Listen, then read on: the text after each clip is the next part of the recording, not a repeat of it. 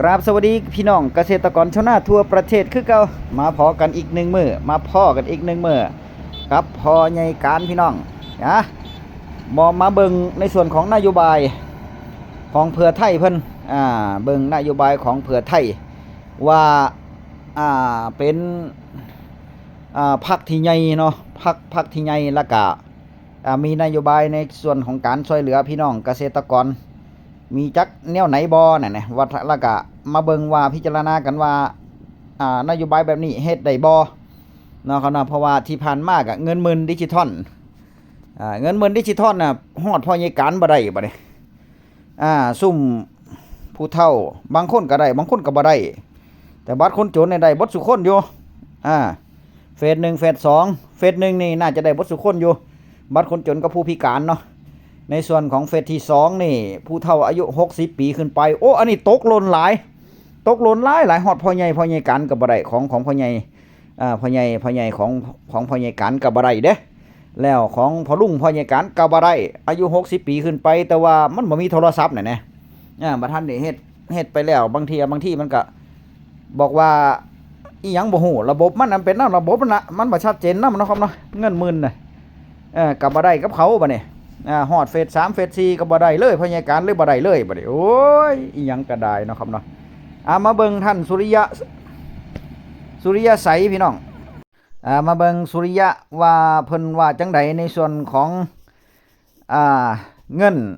การช่วยเหลือพี่น้องเกษตรกรชาวนาสุริยะพร้อมแล้วว่าซั่นเพิ่นว่าอยากเห็นชาวนามีรายได้มั่นคงเขาท่าดันราคาข้าวหอมมะลิ 15,000 บาทต่อตันณปัจจุบันนี้ก็ 15,000 อยู่พี่น้องข้าวแห้งเด้ 15,000 ตอนนี้ 17,500 แล้วเนาะครับเนาะข้าวเปลือกเจ้าข้าวเหนียวก็คือข้าวเปลือกเจ้าก็คือข้าวหน้าปลังแล้วก็กับข้าวเหนียวนี่ตันละ 10,000 บาทต่อตันอันนี้ตอนนี้นี่มัน 6,000 เด้ข้าว6,000 7,000 แค่นั้นเด้บ่ฮอดหมื่นเนาะครับเนาะไม่ขาดทุนจากผลกระทบราคาตลาดโลกอันนี้ชูนโยบายของเพิ่นพี่น้องการชูนโยบายของเพิ่นแต่ว่าข้าวหอมมะลิถ้าเป็นข้าวแห้งนี่โอเคอยู่ตันละ 15,000 แต่ว่าตอนนี้มัน 17,500 ไปแล้วเนาะครับเนาะมันเป็นไปได้สูงอยู่ข้าวหอมมะลินี่โอเคอยู่แต่ว่าในส่วนของข้าวเปลือกเจ้าข้าวกับข้าวเหนียวข้าวเปลือกเจ้าคือข้าวหน้าปังกับข้าวเหนียวนี่ตอนนี้ราคามันตกข้าวเหนียวนี่ราคามันสูงอยู่เด้ข้าวเหนียวถ้าเป็นข้าวหน้าปีน่ะตันละ 11,000 อยู่11,000 ถึง 12,000 เนาะครับเนาะแต่ว่าข้าวเปลือกเจ้าหรือข้าวหน้าปังนี่แหละมันมีปัญหาอยู่ตอนนี้ว่าข้าวแห้งนี่มันตอนนี้มัน 6,000 7,000 แค่นั้นเด้บ่ฮอด 8,000 เนาะครับเนาะบ่ฮอด 8,000 ได้ราคาข้าวความชื้นบ่เกิน 15% ถ้าเป็นข้าวแห้งก็ถ้าเป็นข้าวขายสดก็แห้งถึกบัดนี้แต่ว่าสุภจีเพิ่นออกมาซุมื้อรัฐมนตรีว่าการกระทรวงพาณิชย์เพิ่นว่าขายข้าวให้ประเทศนั้นประเทศนี้ราคาข้าวสูงราคาข้าวจะสูงแต่ว่าจักสูงอยู่ไสพี่น้องเอ้ยราคาข้าวก็ได้ยังซ้ำเก่าอยู่นับวันยิ่งตกลงเนาะครับเนาะมาเบิ่งซะก่อนพี่น้องสุริยะพร้อมแล้วอยากเห็นชาวนามีรายได้มั่นคง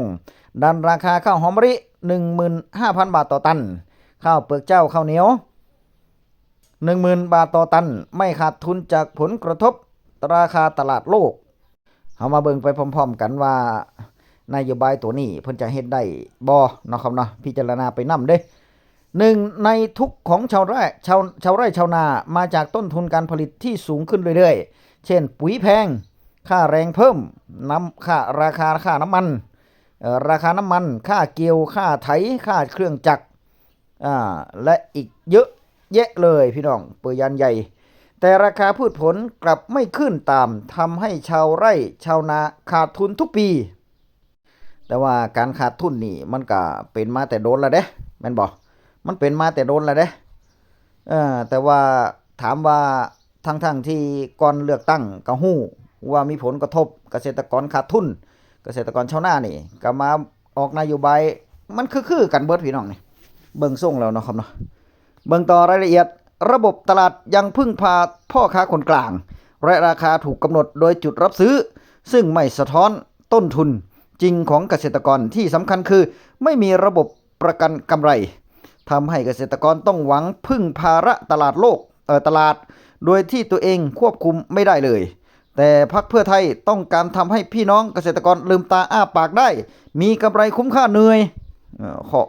อันนี้ข้อมูลมาจากพรรคเพื่อไทยเลยเด้อพี่น้องนี่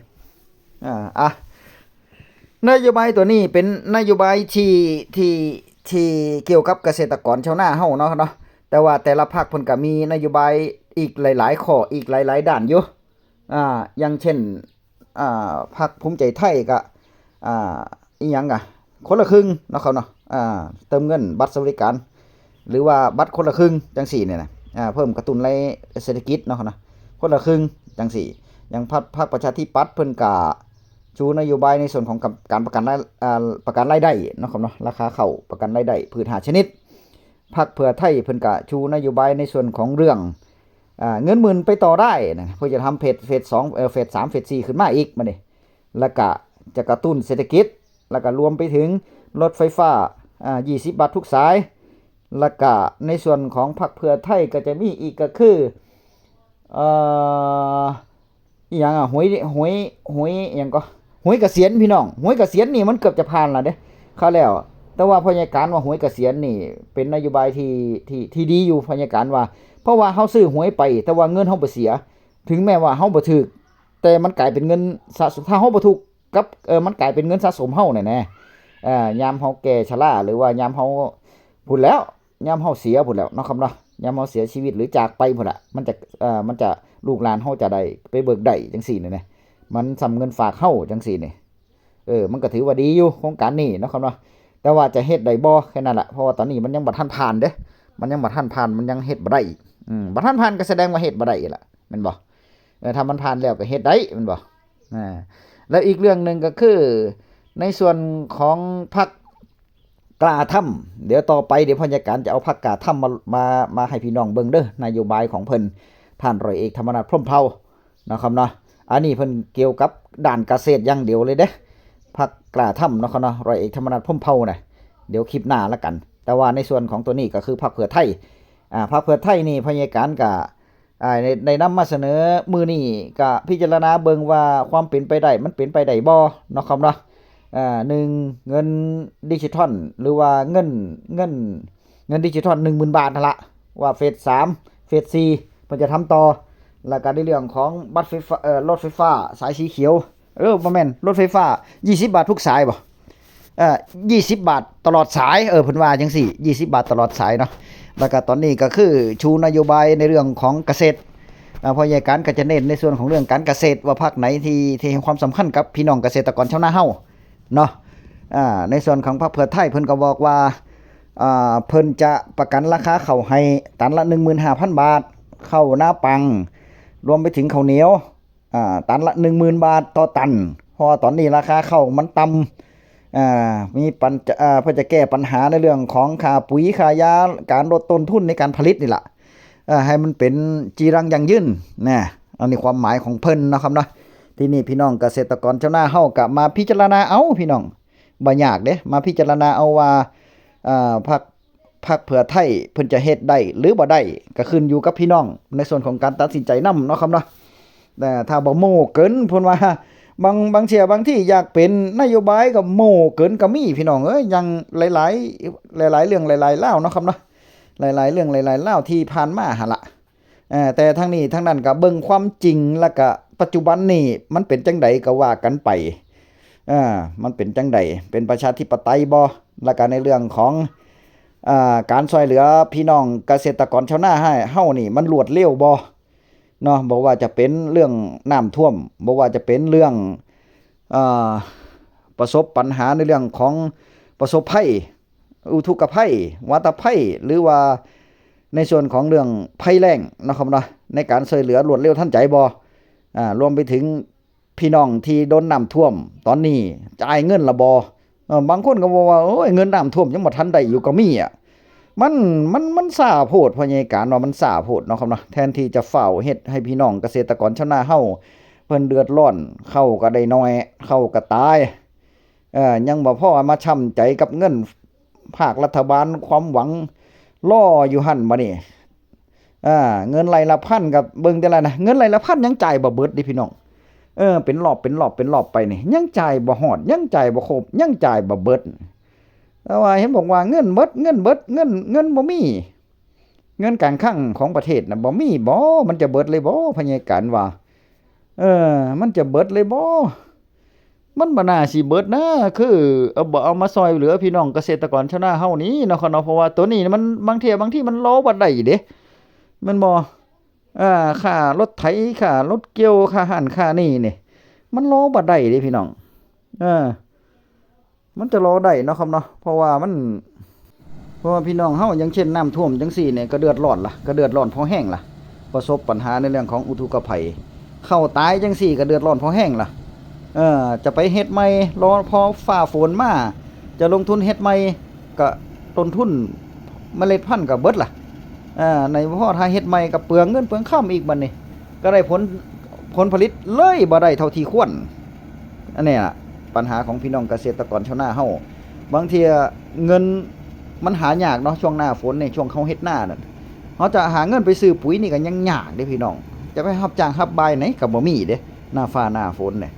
ถ้าทางรัฐบาลให้รายละพันมารวดเร็วทันใจก่อนปีอย่างที่พยาการแนะนำนี่อย่างพอดีการอย่างความเห็นพยาการนี่ก็คือจ่ายตั้งแต่ต้นฤดูกาลไปเลยเนี่ยพฤษภานี่จ่ายโดดไร่ละพัน20ไร่ 20,000จังซี่นี่อันนี้นี่จะตรงจุดตรงประเด็นแล้วก็มีการช่วยเหลือพี่น้องเกษตรกรชาวนาเฮานี่รวดเร็วทันใจฝากความหวังไปถึงรัฐบาลใหม่ไผก็ได้รัฐบาลไหนก็สร้างที่เข้ามาเป็นรัฐบาลแล้วเป็นแกนนำในการจัดตั้งแล้วเนาะเนาะตั้งแต่กุมภามีนาเมษานี่มีเวลาจัดทำในส่วนของเรื่องการช่วยเหลือพี่น้องเกษตรกรอยู่ยาป๋าทิ่มไร่ละพันบ่เกิน20ไร่ต่อครัวเรือนนี่พี่น้องเกษตรกรชาวนานะครับเนาะจ่าย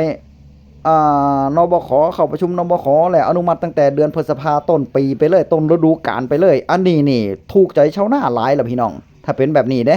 ถูกใจพี่น้องเกษตรกรชาวนาหลายแล้วคุณจะอยู่ในใจของพี่น้องเกษตรกรชาวนาตลอดไปนะฝากไปถึงการทำหน้าปี69นี่ไร่ละพันนี่ต้องมานะครับเนาะพฤษภานี่บ่ได้พยังพยาการนี่ก็เป็นกระบอกเสียงให้กับพี่น้องเกษตรกรชาวนาเฮาทั่วประเทศเนาะครับเนาะทั่วประเทศนี่แหละอย่าไปบอกว่าเกษตรกรชาวนาเฮาเป็นภาระรัฐบาลเป็นภาระประเทศโอ้ยมัน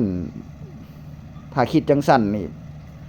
มันก็เว้าไปมันก็เอาพรรคพวกมันก็เว้าถึกเบิดหั่นแล้วแต่ว่าถ้ามองอีกด้านนึงมันเป็นสันหลังของชาติเด้พี่น้องเกษตรกรชาวนาเฮาเนาะเป็นอาชีพที่ใหญ่สุดแล้วก็คือถ้าภาครัฐบ่ช่วยเหลือแล้วไผจะมาช่วยคลิปหน้าพอกันใหม่พี่น้องพิจารณาเอาเด้ออยู่กับปลายปากกาอยู่กับในใจเฮานั่นแหละเนาะครับนอกจากกาไผมักไผหรือว่า